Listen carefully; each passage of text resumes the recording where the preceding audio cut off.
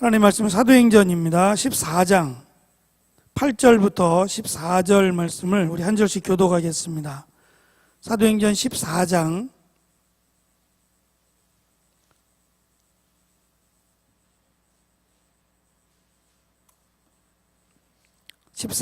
8절에서 14절까지의 말씀입니다.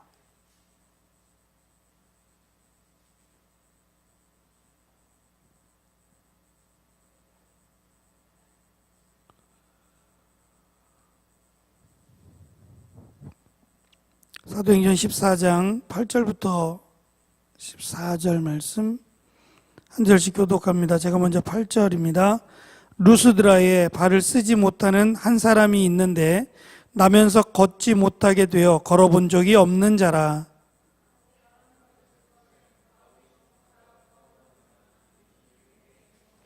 큰 소리로 이르되 네 발로 바로 일어서라 하니 그 사람이 일어나 걷는지라.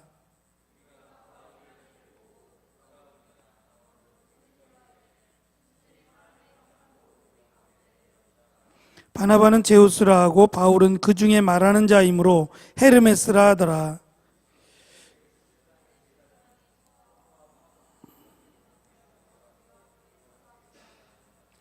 같이 읽죠. 두 사도 바나바와 바울이 듣고 옷을 찢고 무리 가운데 뛰어들어가서 소리 질러. 바울의 1차 전도 여행 중에 소아시아에 있는 내륙 지역인데 루스드라라고 하는 지형으로 갑니다. 물론 바울은 여기를 처음 가는 곳입니다. 이미 몇 번에 걸쳐서 갔던 곳이 아니라 이 지역 자체가 처음이고 또 여기서 만나는 사람들도 다 처음 만나는 사람들입니다. 그러니 알고 있는 사람들이 아무도 없는 그곳에 가서 바울은 복음을 전하려고 합니다. 그런데 당시 이 로마와 가까운 또는 헬라 문화에 젖어 있던 사람들은 1차적으로 십자가에 달린 사람, 이걸 저주받은 사람이라고 여겼는데 가장 무서운 형벌이었어요. 로마에서도 십자가에 사람을 매달아서 죽이는 것은 가장 무서운 죄, 무거운 죄를 지은 사람을 십자가에 달아서 죽였단 말입니다. 그런데 지금 바울이 전하는 복음의 내용 가운데는 십자가에 달린 예수를 전해야 되는 거예요. 그러면 듣기도 전에 이미 십자가가 나오면 십자가는 저주의 상징이었으니까 그냥 듣지도 않고 도망가 버리거나 피해 버릴 것이 분명합니다. 상식적으로 보면 말이죠.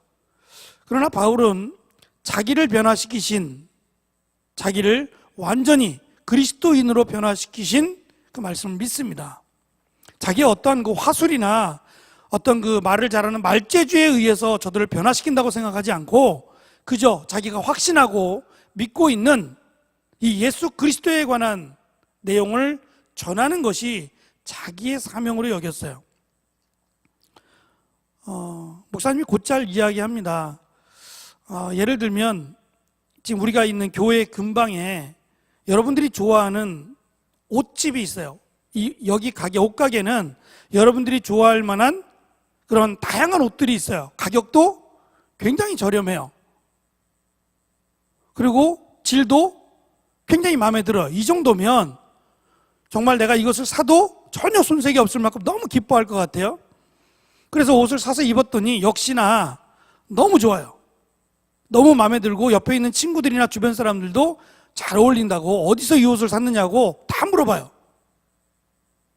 그러면 둘 중에 한 가지의 답이 나올 거예요.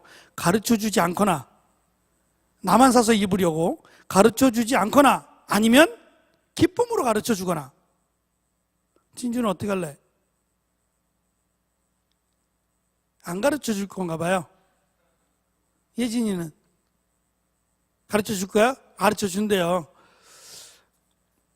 가르쳐줄 때에 어떻게 가르쳐줄 것 같아요? 대충 그냥 가봐, 옷가게 가봐, 이렇게 말하진 않을 거란 말이죠. 그리고 내가 이 옷을 입어서 만족한 것처럼 이 친구에게도 만족을 줄 거다. 그리고 여기에는 뭐 여러 가지 칭찬들을 많이 해줄 거예요. 그래서 꼭 갔으면 좋겠다. 그런데 사실 그 옷가게에서 나한테 옷걸이 하나 준 적이 없어요. 내가 사람을 소개했다 그래서 양말 한 컬레 주지도 않는단 말이죠. 그럼에도 내가 입에 침을 튀겨가면서 그 옷가게를 선전하고, 또 이 친구는 다른 친구에게 입소문을 내주는 이유는 만족이 있기 때문에 그래. 내가 이것이 너무 좋다라고 하는 만족이 있기 때문에 기쁨으로 친구에게 가게를 선전하고 있다는 거죠. 내가 이 복음이 문제가 아니라 내가 이 복음을 어떻게 믿느냐에 따라서 나의 삶도 바뀌고 내가 하는 말도 변합니다. 그런데 내가 믿는 예수에 대한 확신이 없으면 우리는 이것을 담대하게 전할 수가 없어요. 정말 좋다고, 너무 행복하고 너무 기쁘고 너무 감사하고 나에게서 일어나는 것들을 전해야 그게 진짜지, 나하고는 전혀 상관이 없는 좋다더라, 기쁘다더라 이런 식으로 설명하면 듣는 이들이 확신하지 않을 거란 말입니다. 비록 바울은 스스로가 말하기를 나는 말을 잘하지 못하고 어눌하다라는 표현을 씁니다. 그런데 사실 바울은 스스로 이렇게 막 겸손하게 자기를 이렇게 낮췄는지는 알 수 없지만, 바울은 당시에 이 수사학이라는 표현인데, 이 수사학의 대가였던 가말리엘의 문화생이었어요. 그러니까 자기의 스승 가말리엘은 당시 유대인들에게 있어서 가장 뛰어난 학자 가운데 한 명이었어요. 그럼 이 학자 밑에서 수사학을 배웠고 또 변증학을 배웠다면 말을 못할 리가 없어요.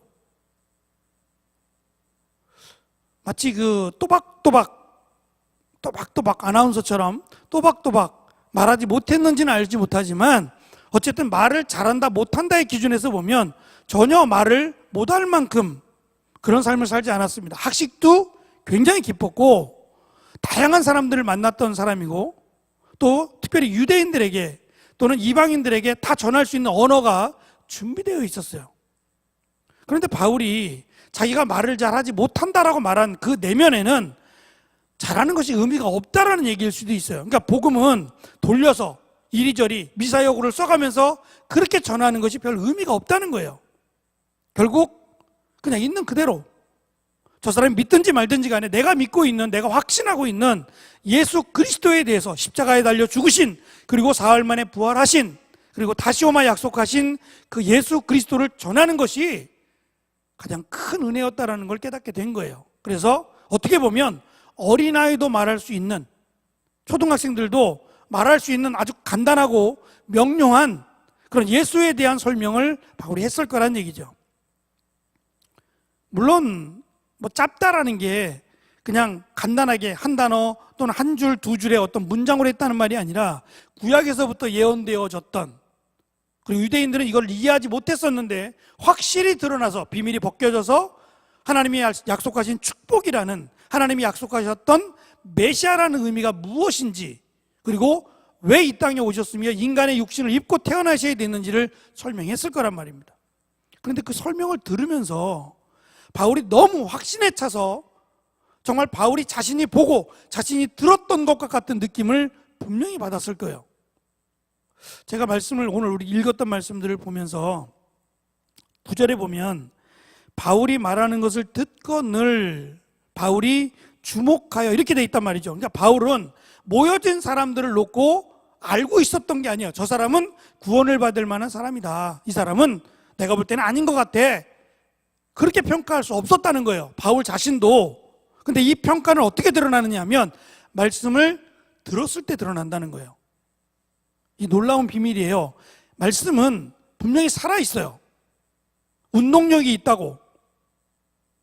물론 우리가 하는 말에도 영향력이라는 게 있어요. 내가 어떠한 말을 하느냐에 따라서 저 사람이 그 말을 들었을 때 행복해할 수도 있고 기분이 나빠질 수도 있어요. 근데 그런 영향력을 말하고자 하는 게 아니라 생명력을 말하는 거예요. 그 말씀이 나를 뒤집어 놓을 만큼, 이건 뭐라고 설명할 수 없는 놀라운 생명력이 말씀 안에 들어있다는 거예요.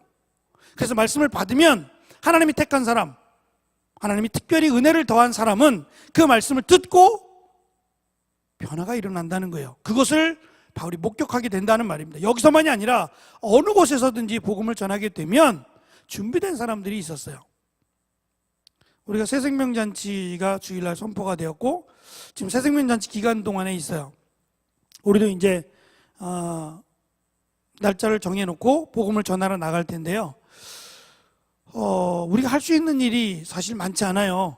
그렇다고 우리가 뭐 그럴싸한 선물들을 준비해서 선물들 나눠주는 것도 아니고, 결국 우리는 우리가 섬기고 있는 교회에 대한 설명, 아니면 우리 청년에 대한 월보를 가지고 나가서 나눠주며, 또 우리가 준비했던 물티슈가 있으니까 이것을 나눠주고 결국은 복음을 전하게 될 거예요. 그런데 그들이 듣고 그냥 흘겨들을 수도 있고 듣지도 않을 수도 있어요. 한 반토막만 듣고 그냥 가버릴 수도 있고. 근데 우리가 할 수 있는 일이 많지 않아요. 붙잡아 놓고 잠깐만요, 이거 받아놓고 그럴 기가 있어요? 그럴 수 없는 거예요. 그냥 듣든지 안 듣든지 우리가 할 수 있는 일은 전해보는 거예요. 근데 거기에는 분명히 우리가 전했던 말씀에는 약속하신 하나님의 은혜와 능력이 있다는 거예요. 물론 더 많이 얘기하면 좋을 것 같아요. 더 깊이 얘기하면 더 좋겠지만 그렇게 되지 못하더라도 우리는 복음을 전해야 됩니다. 바울은 지금 이 루스드라에서 특별히 그 이름은 없는데 한 번도 걸어본 적이 없는 안진뱅이에요. 그런데 유대인들은 제가 늘 말씀드리지만 병자라는 것이 이미 하나님의 저주를 받은 것으로 이해를 했어요. 그래서 요한복음 9장에 보면 날 때부터 소경된 자의 이야기가 시작되면서 뭐라고 시작하냐면, 제자들이 예수님께 묻되 저 사람이 날 때부터 앞을 보지 못하는 소경으로 태어난 것은 누구의 죄로 인함입니까? 부모의 죄로 인함입니까? 아니면 이 사람의 죄로 인함입니까? 이렇게 질문한단 말이죠. 제자들이 말이에요. 그러니까 유대인들의 사상에는 병자는 부모의 죄로 인해서 그렇게 태어났든지 아니면 이 사람의 죄로 인해서 병을 얻게 되었던지 이렇게 이해를 했단 말입니다. 근데 유대인들만 그런 게 아니라 이방인들도 비슷한 사상을 갖고 있었어요. 그래서 병을 갖고 있다라는 것은 마치 그들이 섬기는 신으로부터 징계를 받은 것으로 이해를 했단 말입니다. 그러면 많은 사람들은 그랬을 거예요.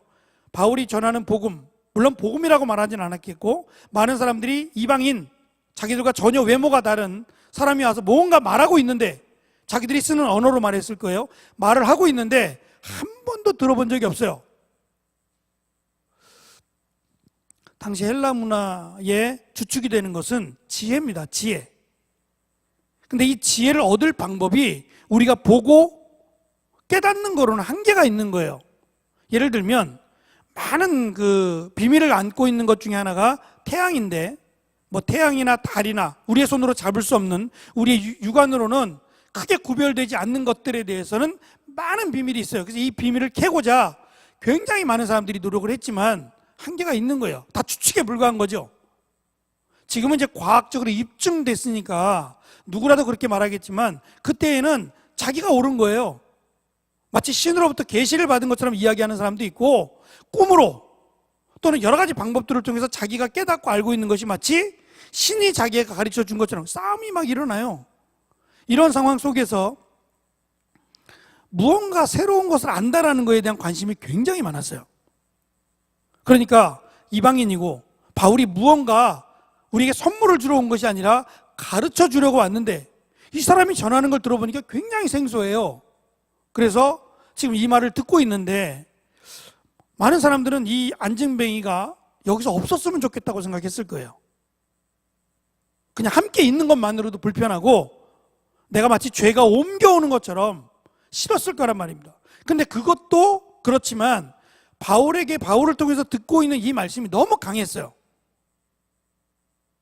바울은 말을 돌려서 회유시키지 않습니다. 그냥 직접적으로 바로 얘기를 해요. 당신들은 다 죽습니다.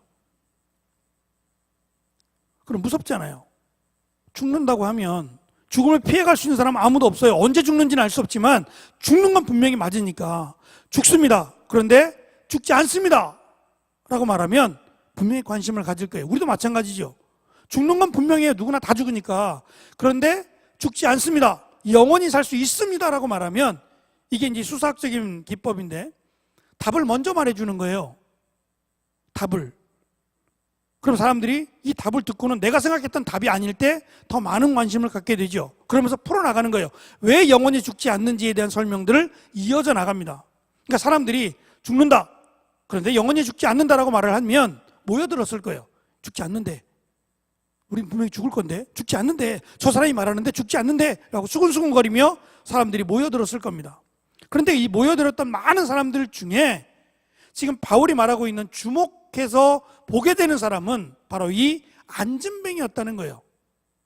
이 사람이 신체적으로 다른 사람과 달라서 주목된 게 아니라 구절을 보면 구원받을 만한 믿음이 그에게 있는 것을 봤어요. 뭘 봤을까요? 바울이 지금 열심히 복음을 전하고 있어요. 열심히 예수가 그리스도라는 것을, 예수가 이 땅에 왜 왔는지, 왜 우리의 죄를 대신하여 죽으셔야 되는지를 아마 열변을 하며 설명을 했을 거예요. 근데 이 설명을 하는 동안에 그 사람이 보여지는 거예요. 외모가 달라서가 아니고 그 사람이 그 말씀을 듣고 있는 것이 달라요.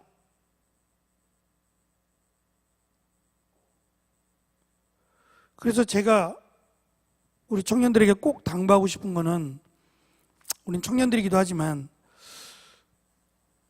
그 예배 시간만 되면 주무시는 분들이 있어요. 물론 여러분들만의 잘못은 아니에요. 그죠? 여러분들만의 잘못은 아니에요. 어느 이건 그냥 우스갯거리 가운데 하나인데, 목사님이 설교만 하면 성도들이 자니까 목사님이 자지 말라고, 이렇게 꿀송이 같은 말씀을 들으면서 자냐고 그렇게 호통을 치셨어요. 그랬더니 저 구석에 있던 한 분이 자기가 재워놓고 자기가 뭐라 그래.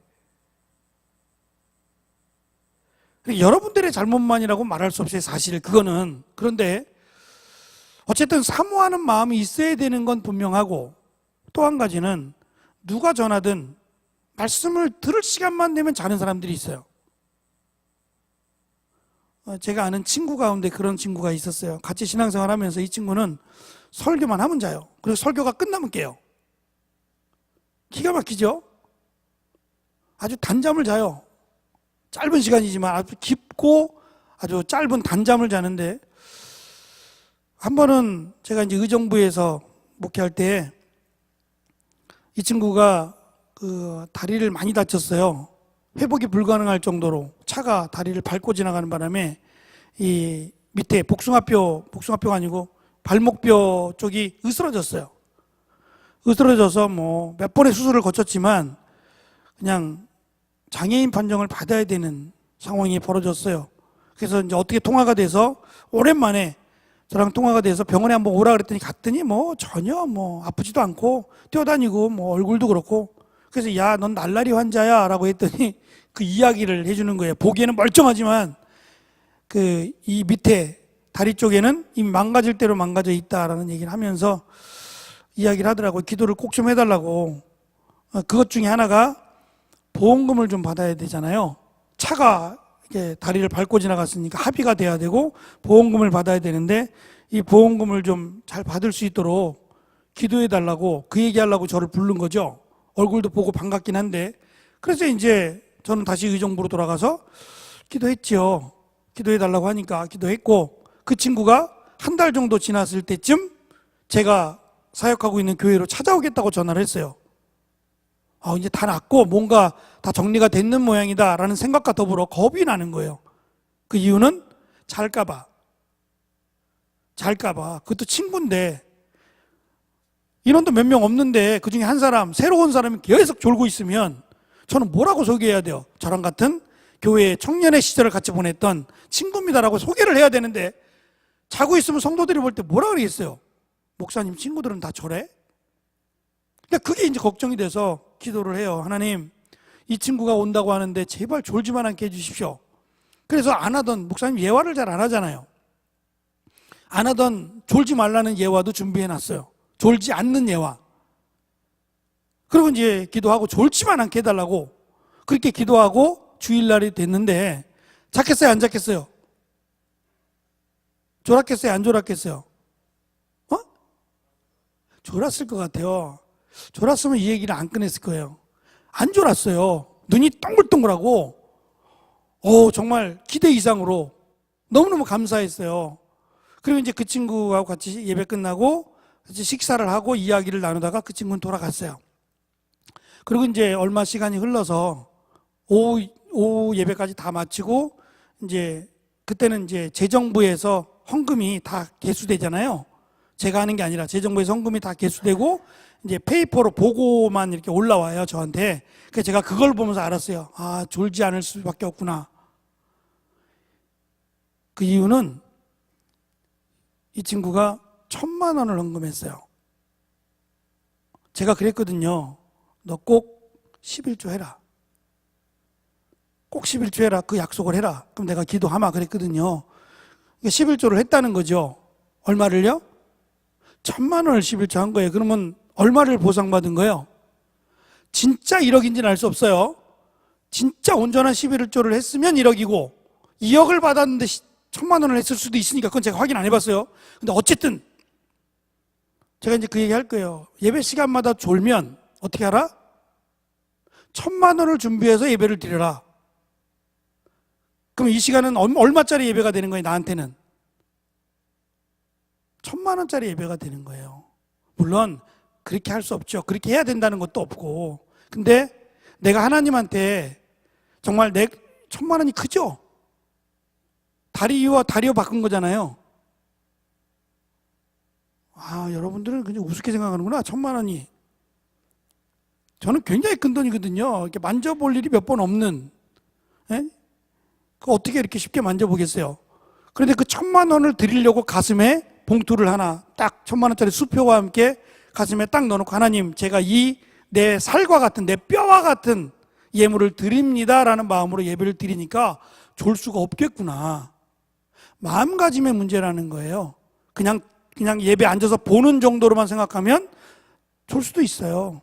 근데 정말 사모하는 마음으로 예배를 드리면 졸지 않겠다. 사탄은요, 우리가 배웠던 것처럼 씨 뿌리는 비유에서 씨가 말씀인데 이 말씀이 땅에 뿌려졌어요. 땅은 우리를, 세상을 얘기하는데 온 땅에 말씀이 뿌려졌는데 사탄은 이 말씀이 우리 안에 뿌리를 내리지 못하도록 낚아챈다 그랬어요.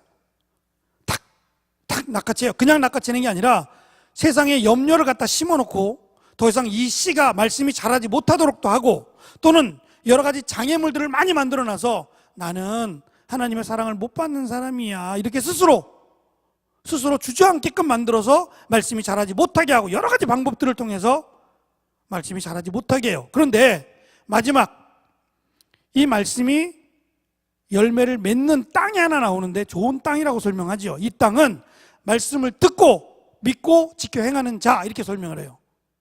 말씀을 들었어요. 이 말씀을 듣고 이 말씀대로 지켜 행하는 자는 좋은 땅이 되는 거예요.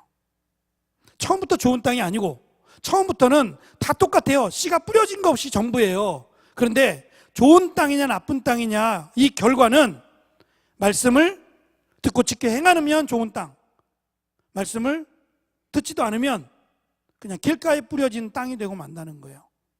모든 땅에 씨앗이 뿌려졌어요. 근데 이 말씀이 뿌려진 말씀을 내가 듣고 이 말씀대로 순종하여 지켜 살면 그 땅은 열매를 맺을 뿐만 아니라 좋은 땅이라고 설명하고 있단 말이에요. 바울은 많이 변했어요.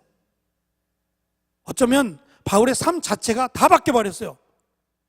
목표도 바뀌었고 삶의 어떤 정체성까지도 완전히 바뀌어버렸어요. 이름까지 바꿀 정도라면 모든 것이 바뀐 거예요. 그리고 심지어 내가 가지고 있던 로마의 시민권이나 아니면 가말리엘 문화생이라고 하는, 또는 바리새인 중에 바리새인이라고 하는 이 모든 것들을 거추장스러워서 아예 배설물과 같이 여겨버릴 정도로 완전히 변합니다.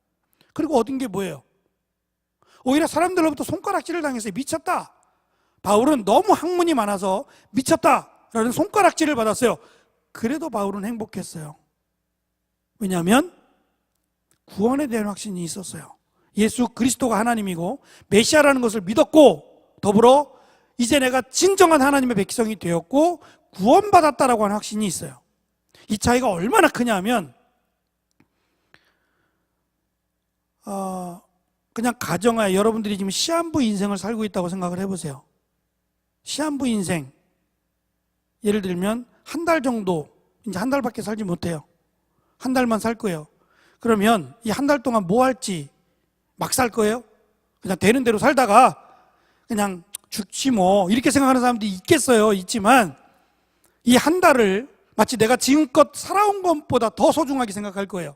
정리할 거 정리하고 정말 내가 해보고 싶었던 거, 보고 싶었던 거 후회함이 없도록 보기를 원하지 않을까요? 그냥 누워 있어야만 되는 게 아니라면 말이에요. 내가 걸을 수도 있고 조금 움직일 수 있는 거라면 조금 더 내가 가보지 못했던 거, 듣지 못했던 거, 보고 싶었던 것들을 보며 또 내가 불편했던 평소에 만나고 싶었던 사람들 만나고 살지 않을까요? 그런데 그런 1개월짜리 시한부 인생을 사는 사람들에게 구원에 대한 확신이 있다고 한번 생각해 보세요. 어떻게 변할 것 같아요? 구원에 대한 확신이 있다. 근데 난 한 달밖에 살지 못한다. 라고 하면 첫 번째는 슬프지만은 않을 거예요. 두렵긴 할 거예요. 왜냐하면 처음 죽는 거니까. 그런데 내가 구원받는다, 하나님의 나라에 간다라고 하는 확신이 있으면, 그리고 특별히 내가 육체적으로 막 병이 있어서 고통스러워서 막 그런 게 아니라면, 성경은 잔다라고 표현을 했거든요. 자면 그 다음에 마치 일어나는 것처럼 설명을 하셨으니까 그것을 믿고 내가 마지막 정리하는 일에 크게 두려움이 없을 거라는 거예요. 어차피 한 달이라면 구원에 대한 확신이 있는 사람과 확신이 없는 사람의 차이는 굉장히 큽니다. 여러분들은 모르겠어요. 죽어가는 사람을 봤는지. 목사님은 어쩔 수 없이 목회자들은 마지막 임종을 봐야 될 경우가 많아요. 왜냐하면 돌아가시기 전에 한 번 더 기도를 받기를 원해요, 성도들은. 그래서 돌아가실 것 같다, 숨이 너무 가쁘다 그러면 목사님을 찾아요. 찾아서 기도해 달라고 요청을 해요. 그리고 기도를 받고 돌아가시는 분도 있고, 뭐 조금 더 시간이 지날 수도 있겠지만, 그런데 믿는 사람과 믿지 않는 사람의 확연한 차이는 죽을 때도 달라요. 믿는 사람은 자는 것 같아요, 정말. 그래서 뭐 저희 할머니도 그랬지만 이게 죽었는데도 몸이 굉장히 뻣뻣하지 않아요. 경직돼 있지 않고 굉장히 부드러워요. 미소도, 얼굴도 그렇고 굉장히 편안해요. 그래서 안 믿는 사람들이 볼 때 어떻게 이럴 수 있지? 마치 죽는 거를 기다린 것처럼, 죽는 것이 너무도 좋은 것처럼 그런 표정을 갖고 있어요. 그런데 안 믿는 사람들은 다 똑같은지는 제가 알 수 없어요. 안 죽는 사람들 많이, 안 믿는 사람들을 죽는 거를 제가 많이 본 적이 없어서. 근데 이야기를 들어보면 일단 몸이 경직돼 있다 그랬어요. 죽기 싫은 걸 죽으니까. 눈도 제대로 감지 못하고. 그러니까 여러 가지 모습들이, 우리가 믿는다는 것과 믿지 않는 것은 죽을 때도 다르지만 살아가면서도 분명히 달라요. 저는 이 믿는 자의 삶이 우리 안에 있었으면 좋겠어요. 특별히 구원에 대한 확신이요. 이 확신이 있으면 이 땅에 모든 걸 걸고 살지 않아요. 그래서 많은 사람들은 이 땅에 창고를 더 쌓으려고, 더 많은 재물을 갖고 더 많은 차를 가지려고 노력을 한다는 거예요. 그게 다른 사람들에게는 부의 상징이 되고 이 사람은 성공했다라고 하는 평을 듣게 되니까 말이죠. 그런데 그렇지 않더라도 내가 자랑할 만한 것이 없어서 그냥 근근히 먹고 살고 그냥 뭐 손 벌리지 않을 만큼 산다고 해도 구원에 대한 확신이 있으면 그것 때문에 못 살겠다는 말 하지 않는다는 거예요. 이번 주일날 우리 청년들은 그 첫째 주 예배인데 담임 목사님이 안 계셔서 설교를 못 들으셨죠. 그 동영상으로 홈페이지에 가서 이번 주 설교를 한번 들어보세요. 목사님 처음에 설교하시면서 스티브 잡스에 대한, 진짜 그 사람의 이야기인지는 모르겠어요. 어떤 사람들은 아니다라고 얘기하는데 어쨌든 인터넷에서 퍼온 거니까, 목사님 말씀하신 대로 인터넷에서 갖고 온 거니까 뭐 이것이 정확하다는 말은 할 수 있지만, 그가 했던 말, 스티브 잡스가 했던 말이에요. 그가 굉장히 많은 돈을 벌었겠지요. 그죠? 지금도 그가 만든 핸드폰을 여러분들이 쓰고 있으니까 굉장히 많은 돈을 지금도 받고 있을 거예요, 아마. 그 가족들이 굉장히 많은 돈을 받았는데 결국 그는 암으로 죽어요. 그러면서 그가 죽음을 앞두고 했던 말을 목사님이 소개해 주셨어요.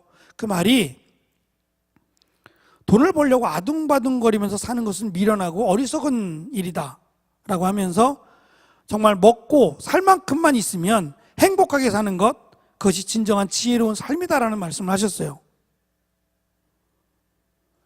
우리의 삶의 기준이 돈 버는 게 아니에요. 목적도 아니고. 근데 많은 사람들이 돈을 벌려고 생각을 해요. 벌어야지요. 없으면 살 수 없지만 성실하게 열심히 살면 먹고 사는 건 문제가 없어요. 굳은 일을 마다하지 않으면 편하게 살려고 하고 내가 하고 싶은 일을 하려고 하고 돈을 많이 벌려고 하고 이런 기준들을 자꾸 세워가니까 남들보다 더 공부해야 되고 남들보다 더 좋은 대학을 가야 되고 이런 기준들이 만들어지는 거지, 실제로 내가 굳은 일도 마다하지 않고 열심히 한번 살아가겠다고 하면 먹는 거는 문제가 없어요. 힘든 일 마다하지 않으면 말이에요. 근데 우리의 목적이 단순히 먹고 사는 것 이게 아니잖아요. 그러면 여러분 그렇게 기도하세요. 하나님, 내가 먹고 사는 것만을 위해 살지 않도록, 하루 종일 돈만 벌고 사지 않도록 도와달라고 기도하시고, 또 이 기준의 가치를 바꾸세요. 내가 300만 원을 벌어야 됩니다. 500만 원을 벌어야 됩니다. 이렇게 말도 안 되는 기준을 세워놓으면 그 돈을 벌기 위해 살아야 되잖아요. 그러니까 그런 기준을 세우지 말고 내가 어느 정도에 필요한지, 내가 열심히 일해서 어느 정도 벌 수 있는지의 기준을 세우세요. 그리고 나머지는 이 땅의 삶이 아니라 하나님의 영광을 위해서 사세요. 하나님을 기쁘시게 하는 일로. 여러분들이 주일날 주일학교 주일학교 교사도 하고 찬양대도 봉사하고 또 우리 청년회 예배 나와서 함께 구역원들과 함께 대화도 나누고, 이 모든 것들이 하나님께 영광을 돌리는 거거든요. 그런데 돈이 목적이 되면 주일날 나올 수가 없어요. 요즘은 점점 직장에서 주일날 나와서 근무하기를 원해요. 혹시 내가 불이익을 당할까봐 주일날 예배 나오는 것도 고민해야 될 수도 있단 말이죠. 돈이 목적이 되면 말이에요. 근데 계속해서 주일날 예배를 못 나오게 한다면 여러분 심각하게 고민하고 기도해 보셔야 돼요. 내가 차라리 직장을 옮기더라도, 그만두더라도 하나님의 영광을 가리어서는 안 되겠다라는 고민도, 결단도 해야 될 필요가 있는 거예요. 어쩌다가 한번 나간다, 그런 게 아니란 말이에요. 10절에 보면 바울이 큰 소리로 그에게 말합니다. 너의 발로 지금 일어서라고 말해요. 근데 이 사건이 안진뱅이였고, 그리고 내 발로 일어나 걸으라고 했던 이 사건이 어디에서 있었던 사건인지 아마 기억이 날 거예요. 사도행전 3장에서 성전 미문에 앉아있던 안진뱅이를 베드로가, 요한이 일으켜준 사건이 있어요. 구걸할 때 나에게는 은과 금 아무것도 없다, 그러나 나사렛 예수 그리스도의 이름으로 명하노니 일어나 걸으라 그랬을 때 그가 침상을 들고 일어났다 그랬어요. 한 번도 걸어본 적이 없는 사람이. 이 사건은, 베드로는 어차피 유대인들을 위해서 준비된 사람인데 아무것도 가진 게 없었던 사람이에요. 심지어는 베드로는 3번씩이나 부인했던 사람 아니에요? 누가 베드로를 사도 자격이 있다고 얘기했겠어요? 아무도 그런 얘기 안 해요. 그럼에도 가장 큰 이적이, 가장 먼저 이적이 베드로를 통해서 일어나는 것은 흠이 많고, 어쩌면 사람들이 예수님께서 이 사람 쓰지 않을 거야 라는 말들도 했을 가능성이 있는데도 불구하고 하나님은 그를 통해서 이렇게 역사하신다는 거예요. 지금 바울도 마찬가지예요. 이방인의, 그래서 심지어는 지금 함께 동행했던 바나바가 이 앞부분에 뭐였냐면, 바울이 갑자기 변했어요. 복음을 전하는 사람들로 변했더니 유대인들이 바울을 죽이려고 해요. 그래서 바울에게 피해 있으라, 집에 내려가 있으라 그랬고, 바울이 자기의 집으로 가서 피해 있었어요. 그러다가 얼마 지나지 않아서 바나바가 바울을 요청합니다. 같이 복음을 전하자고. 그래서 바나바와 바울이 함께 복음을 전하러 지금 루스드라라는 곳으로 갔던 거예요. 이곳에서 바울을 통해서 베드로에게 일어났던 똑같은 역사가 바울을 통해서도 일어나는 거예요. 바울이 대단한 게 아니에요. 베드로가 대단한 게 아니라 하나님이 베드로를 써서 그랬고 바울을 써서 그렇게 하셨다는 거예요. 근데 이 바나바와 바울은 지금 성경에는 나이를 설명하고 있지는 않지만 바나바가 몇 살에 예수님을 만났는지도 알 수 없어요. 그리고 지금 바울의 나이가 몇 살인지는 알 수 없지만 바나바를 향해서 그 안진뱅이를 일으킨 것을 보고 그 주민 사람들이 뭐라고 얘기하냐면 12절에 가면 바나바는 제우스라 하고 바울은 헤르메스라 하더라. 이게 예전 성경에는, 여러분이 갖고 있는 개역 개정 말고 개역 성경에는 제우스, 스스라고 허메라 이렇게 돼 있어요. 이게 맞는 거예요. 제우스, 헤르메스가 맞는데 이 그리스 로마 신화는 하도 내용이 달라요. 어떤 게 맞는지 종잡을 수가 없어요. 다 만들어낸 얘기이기 때문에. 근데 대부분의 사람들은 제우스가 가장 큰 위대한 신이거든요. 번개의 신인데, 이 제우스 신, 하늘을 다스리는 제우스 신, 그리고 그의 아들이 전령이에요. 아버지의 말을 가지고 전달하는 전령인데 그가 헤르메스거든요. 그러니까 바나바가 나이가 좀 많았던 것 같아요. 외모적으로 볼 때에도 아버지 뻘이 아니었겠나라는 거예요. 그리고 바울은 외모적으로 볼 때도 아들 뻘이 아니었겠느냐라고 학자들은 어쨌든 추정을 합니다. 어쨌든 안진뱅이를 손도 대지 않고, 예? 약도 쓴 것도 아니고 그냥 일어나 걷으라, 내 발로 일어나 걸으라 그랬더니 한 번도 일어나 본 적이 없는 사람. 아마 그는 다른 그 신체에 비해서 다리가 굉장히 얇았을 거예요. 한 번도 걸어보지 못했고, 그럼 다리에 근육이 없잖아요. 상식적으로 그러지 않아요? 한 6개월 다리를 다쳐보면요, 그쪽 다리에 근육이 없어요. 근육이 점점 사라져요. 그래 그 재활을 하는 이유가 근육을 붙여주기 위해서 재활하는 거예요. 다리로 쓰는 게 아니라 근육으로 움직이는 거잖아요. 이건 부러져 본 사람만이 아는데. 그래서 나중에 한쪽 다리를 1년 정도 못 쓰게 되면 딱 섰을 때 다리가 달라요. 근육이 없으니까 이쪽은 뼈짝 마르죠. 한 번도 걸어본 적이 없으면 뼈밖에 없을 거예요, 다리는. 대신 이 위에 상체는 건강할 거예요. 다리가 하는 일을 팔이 해야 되는 거고 다른 부분들이 해줘야 되니까. 그런 거 봤잖아요. 휠체어 타시는 분들은 이 어깨 근육이 보통 사람들보다 훨씬 더 건강해요. 근육을 쓰기 때문이죠. 그러니까 다리가 한 번도 걸어본 적이 없었으니까 뼈만 남아있을 게 분명해요. 공감을 안 하는데? 분명해요. 다리에 뼈밖에 없어요. 근데 일어나 걸으라 그랬더니 걸었다, 이 얘기는 근육이 생겼다는 얘기예요. 그것도 스스로 걸을 만큼의 근육이 그 짧은 시간에 만들어졌다는 거예요. 그러니까 사람들이 이 놀라운 기적을 보고 신이다, 우리가 섬기는 가장 위대한 신 제우스다, 그의 아들 헤르메스다라고 칭찬하고 난리가 난 거예요. 그리고 막 소를 잡고 꽃을 꺾어와서 그들에게 갖다 바치며 절하려고 했던 거예요. 그때 바울과 바나바가 옷을 찢습니다. 옷을 찢고, 우리도 당신들과 누가 똑같은 사람이다, 아무것도 다른 게 없다, 이것을 고친 것은 우리가 아니라 우리가 지금까지 전했던 바로 예수 그리스도, 그리고 하나님이 이 일을 감당하신 거다라는 설명을 합니다. 그러니까 이 사람, 이 구원받을 만한 믿음이 있는 사람은 어떻게 됐는지 아무도 몰라요. 이름도 밝히지 않았고, 이 사람이 앞으로 이 바울을 따라다녔는지 아니면 이 지역에, 다른 지역에 가서 복음을 전했는지는 아무도 몰라요. 중요한 것은 바울이 지금 전하고 있는 이 복음의 능력이에요. 우리가 믿는, 우리가 말씀을 통해서 배우는 이 복음의 능력입니다. 살아있다는 거예요. 그래서 이 말씀을 듣는 순간 하나님 역사하시기를 시작한다는 거예요. 말씀이 육신이 되어 이 땅에 오신, 그리고 말씀이 하나님 되신 그 말씀을 우리에게 주셨어요. 우리가 지금 갖고 있는 성경이 하나님의 말씀이고 곧 하나님이시다라고 우리에게 가르쳐 줍니다.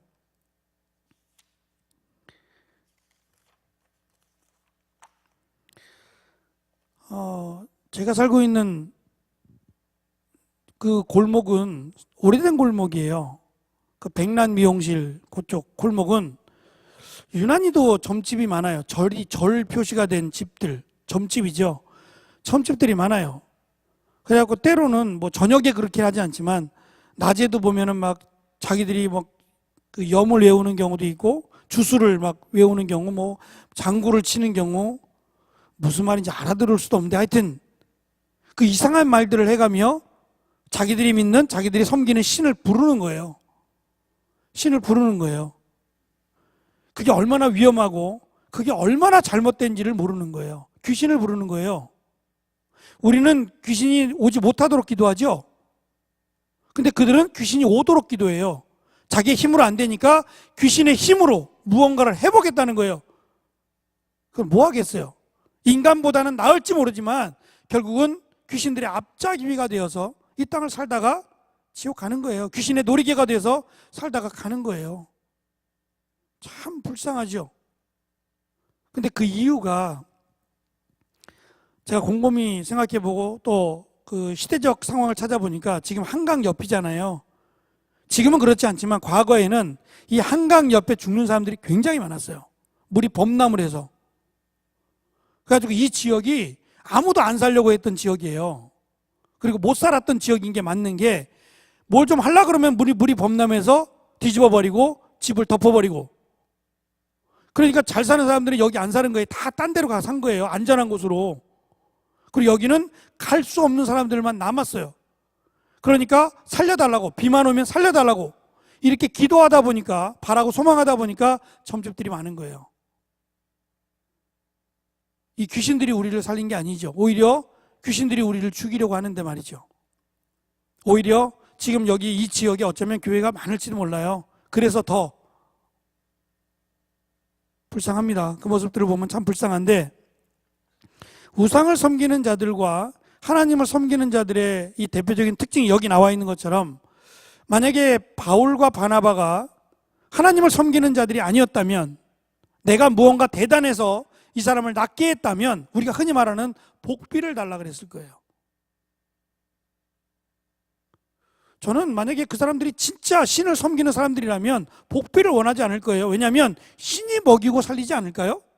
그 정도 능력이 없어요, 신이? 신을 팔아서 복비를 챙길 만큼, 그럼 그 신을 믿겠어요? 아니죠. 하나님이 고쳤고 내가 한 게 아무것도 없다고 하니까 당연히 받아야 될 이유도 없고, 자기들이 한 게 뭐가 있어요? 그냥 내가 나에게 말씀하신 그 말씀을 전하는 게 전부였고, 거기에 능력과 기적이 일어난 거였어요. 그래서 아무것도 받지도 않을 뿐만 아니라 우리가 한 게 아니다, 내가 전한 그 예수가 한 일이고 하나님이 한 일이다라고 자신 있게 말할 수 있었던 겁니다. 이런 그 구원받을 만한 믿음이라고 하는 표현이 누가복음, 마가복음 5장에도 등장을 해요. 이 사람도 12년 동안이나 혈류증이라고 하는, 피가 멈추지 않는 거예요. 혈류증이라는 여인병인데 걸린 여자가 있었어요. 근데 이 여자는 자기가 가지고 있는 것을 다 팔아서, 좋은 데라고 하는 의원들은 다 찾아가 봤어요. 다 찾아가서 뭐 이렇게 해봐라 저렇게 해봐라, 이 약 먹어봐라 저 약 먹어봐라 다 해봤어요. 근데 병이 더 악화되었더라라고 성경은 설명해요. 그리고 마지막에 예수에 관한 소문을 들었어요. 근데 그가 병든 자를 고쳤더라라는 얘기를 듣고, 그 얘기만 들었는데 그에게는 믿음이 생겼어요. 그냥 들었어요.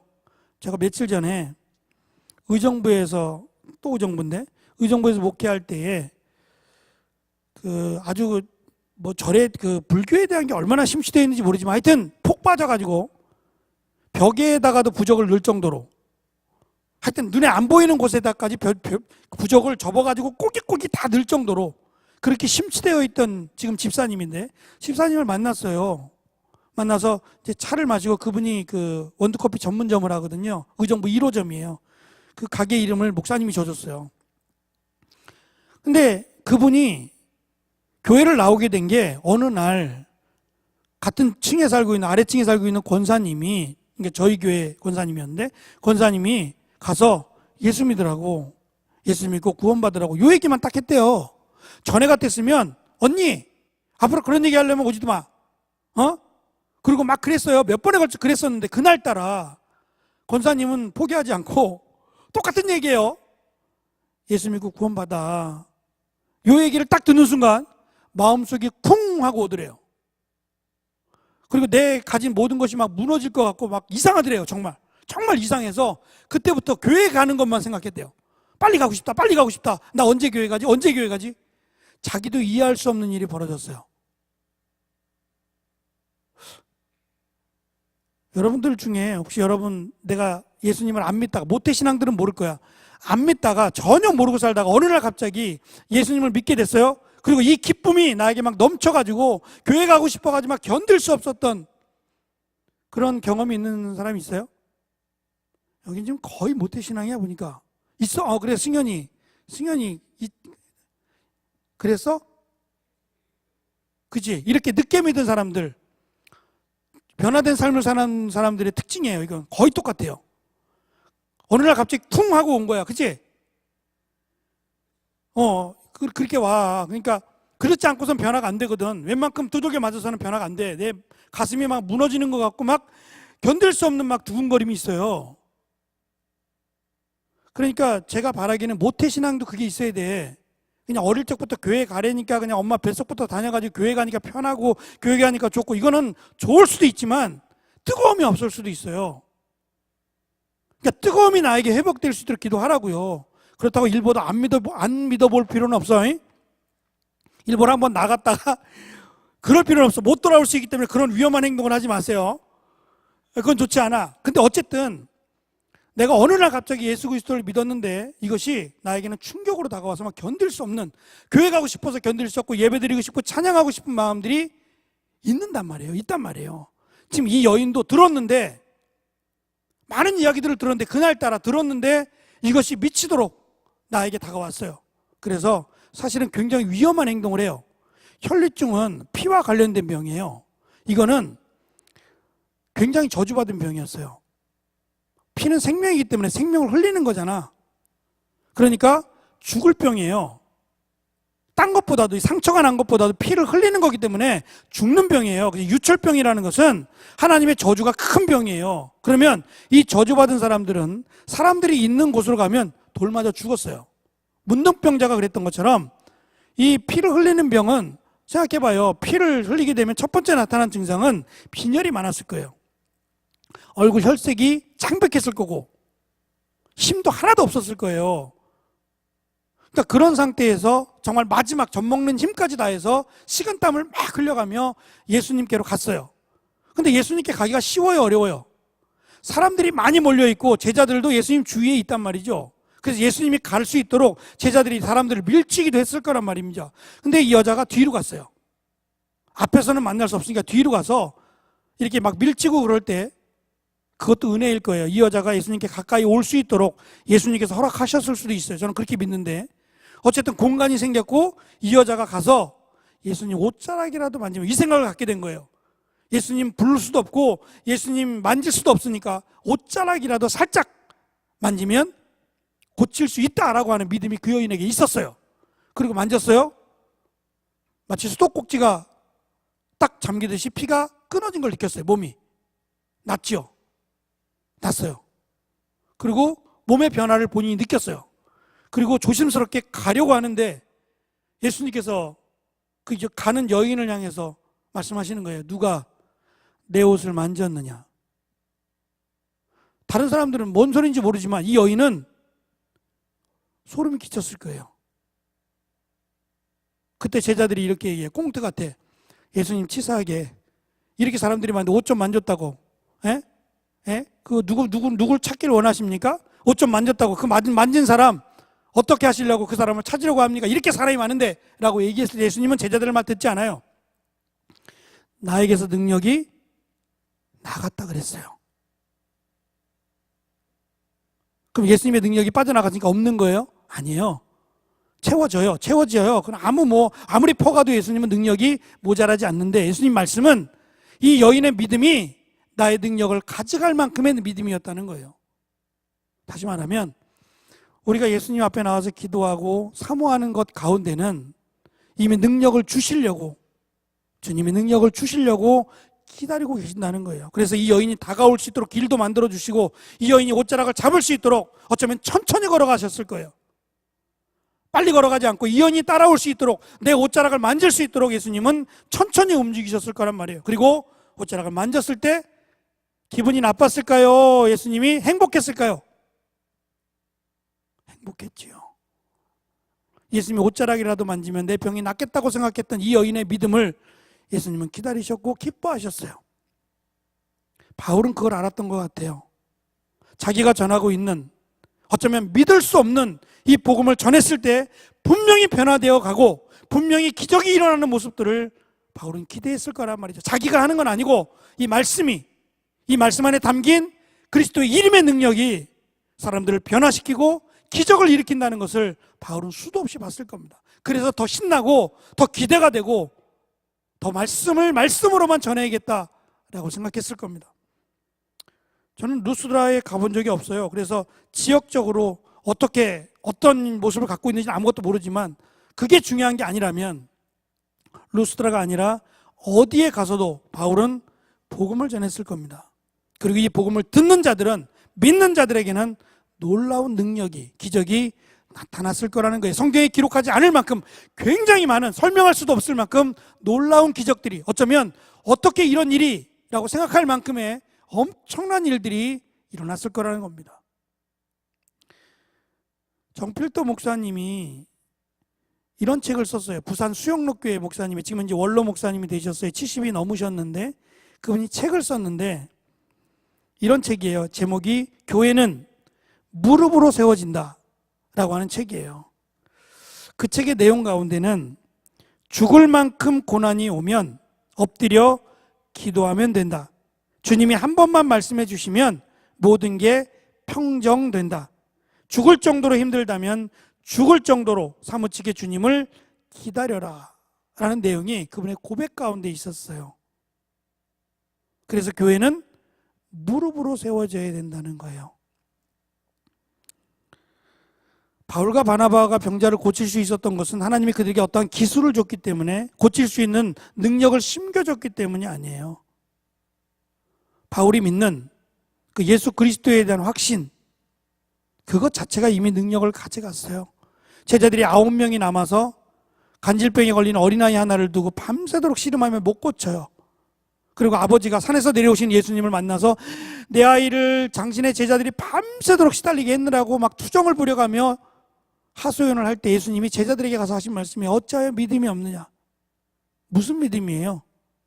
예수님을 메시아로 믿지 않는 거예요. 그냥 선생님, 이 정도로만 생각하고 있었던 거예요. 우리를 죄에서 구원할 분, 하나님이라고 믿는 게 아니라, 그래서 못 고치는 겁니다. 그러면 우리가 예수님을 메시아로 믿고 하나님으로 믿고 이 말씀대로 순종하면 그냥 그 자체로도 하나님이 역사하시고 하나님은 인도하신다는 거예요. 그건 확실한 겁니다. 그래서 우리에게 필요한 것은 말씀을 확신하는 믿음이에요. 제가 남아공에서 공부할 때 한 번도 예수님의 기적에 대해서 다뤄본 적이 없어요. 본문을. 교수님과 이렇게 성경을 어떻게 연구하고 이런 부분들을 공부할 때 한 번도, 단 한 번도 예수님의 기적에 대해서 공부한 적이 없어요. 그래서 제가 물어봤어요. 교수님, 그 복음서에는, 마태마가 누가 요한복음에는 예수님에 대한 얘기잖아요. 예수님에 대한 기적들이 그렇게 많은데 왜 그거는 한 번도 다루지 않습니까? 라고 물었더니 뭐라고 그랬겠어요? 그건 다룰 수 없어. 학문적으로 설명이 안 돼. 그래서 학문적 논쟁이 될 수 있는 거리가 될 수 없어. 그거는 믿음이야. 그냥 믿음이야 라고 얘기해 줬어요. 잘 이해가 안 돼도 믿으세요. 그냥 우리의 지식으로, 우리의 상식으로 불가능해 보이는 예수님께서 행하신, 무리를 걸어가고 5,000명을 먹이고 했던 이런 이적들은 그냥 믿는 거예요. 하나님이시니까, 예수님이 하나님이시니까 그냥 믿는 겁니다. 설명하고 이해되는 게 아니라 믿는 겁니다. 하나님이시니까 믿는 겁니다. 그래서 믿으라고 우리에게 주신 말씀들이에요. 사실은 이해하라고 주신 말씀이 아니라 믿으라고 주신 말씀이에요. 그 성경을 믿으면 하나님이 놀라운 은혜가 있을 거예요. 이해하려고 하지 말고, 뭐 잘 어려운 부분도 있죠. 이해돼야 되는 부분도 있지만 그거는 이제 목사님이 좀 더 연구하고 조금 더 쉽게 설명해 줘야 될 책임이 있는 부분이고, 여러분들은 잘 이해가 되지 않아도 그냥 말씀을 그대로 믿으세요. 이단들은 그렇게 얘기하지 않거든요. 이해가 돼야 된다고 설명을 해요. 성경은 이해되는 것보다 이해가 되지 않는 게 훨씬 더 많아요. 말씀을 그냥 말씀으로 믿으세요. 하나님의 역사로 믿고 하나님이 하신 말씀, 주님이 하신 말씀을 지켜 행하세요. 그 자체가 능력이고 거기에 하나님의 은혜가 있습니다. 오늘 말씀 통해서 루스드라라고 하는 작은 마을에, 그래서 그를 제우스라고, 헤르메스라고 사람들은 세워주려고 했지만 바울은 분명히 알았어요. 내가 한 것이 아니라 그 이름의 능력이 했다는 것을. 그리고 너희들이 십자가에 달려 죽은 그를 저주받은 자라고 말하지만 저주받은 게 아니라 우리의 죄를 구원하기 위하여 스스로 십자가에 달리신 축복이요 은혜라고 말입니다. 이것을 믿는 자에게는 영생이 있고 구원이 있다는 걸 말입니다. 그리고 안진뱅이는 그걸 믿었습니다. 그리고 그 자리에서 일어나는 놀라운 능력이, 은혜가 있었습니다. 믿음은 능력입니다. 우리에게 믿음을 달라고 뜨거운 열정도 주시고 예수님 없이는, 하나님 없이는 살 수 없는 그런 믿음을 달라고, 혹시 나에게 그런 믿음이 필요하다 여기시면 그런 믿음을 달라고. 나는 모태신앙이라 그런 게 없었어요. 그냥 지금까지 달려왔는데 그것도 좋은 겁니다. 그러나 때로는 내가 정말 예수님을 예수님으로 너무너무 사랑해서 견딜 수 없는 뜨거운 마음, 잠이 오지 않아서 새벽이 기다려지는 그런 뜨거운 마음도 나에게 주십시오라고 그렇게 기도했으면 좋겠어요. 우리 한 번만 같이 기도하고 마무리하겠습니다. 믿음을 달라고, 여러분들이 바라고 소망하는 확신 있는 믿음을 더해 달라고 이 시간 각자 이 믿음을 달라고 기도하는 마음으로 함께 기도하겠습니다. 기도합니다. 주님 감사합니다. 오늘 말씀 가운데 르스드라에서 있었던 놀라운 내용을 살펴보았습니다. 바울은 말합니다. 내가 한 것이 아니라 나사렛 예수 그리스도, 우리를 위해 죽으신 십자가에 달리신 그 예수 그리스도의 이름의 능력이 이 사람을 일으켜 세운 것이라고 말합니다. 그는 구원의 확신이 있었습니다. 구원받을 만한 믿음이 있었습니다. 말씀을 들음으로 구원받을 만한 믿음이 그에게 있었고 그 능력이 그를 일으켜 세웠습니다. 하나님, 우리에게 이 구원받을 만한 믿음, 이 믿음을 더하셔서 견딜 수 없는, 주님을 생각하면 가슴이 두근거리는 이 뜨거운 마음을 회복시켜 주시기를 원합니다. 어릴 적부터 모태신앙으로 믿어서 혹시 이러한 마음들이, 이러한 믿음들이 우리에게 없을 수 있습니다. 하나님, 내가 예수 그리스도를 만나고 예수 그리스도를 통한 구원받은 자로서의 삶을 살아가도록 주님 붙잡아 주시고, 이 땅에서의 것이 아니라 하나님의 나라를 소망하며 하나님의 영광을 위해 살아가는 우리 모두가 될 수 있도록 하나님 주장하여 주옵소서. 이 시간도 특별히 우리가 저녁에 함께 모여서 찬양을 드리며 말씀을 들었습니다. 하나님 함께하여 주시고, 우리 가운데 말씀하신 하나님, 이 말씀이 능력이며 살아있고 운동력이 있어 우리 심령과 골수를 찔러 쪼갠다고 하신 이 말씀의 능력이 우리 가운데 함께하여 주옵소서. 믿음을 구하는 우리가 모두가 될 수 있도록 하나님 붙들어 주옵소서. 주님 감사합니다. 이 시간 함께 말씀을 나누었습니다. 찬양을 드렸습니다. 기도합니다. 하나님 역사해 주시고 주님 없이는 살 수 없는 믿음을 저희들에게 더하여 주옵소서. 한 주간도 승리하게 해주시고 믿음의 삶을 살아가는 우리 모두가 되게 하여 주옵소서. 감사드립니다. 예수님의 이름으로 기도합니다. 아멘. 수고하셨습니다. 다음 주에 뵙겠습니다.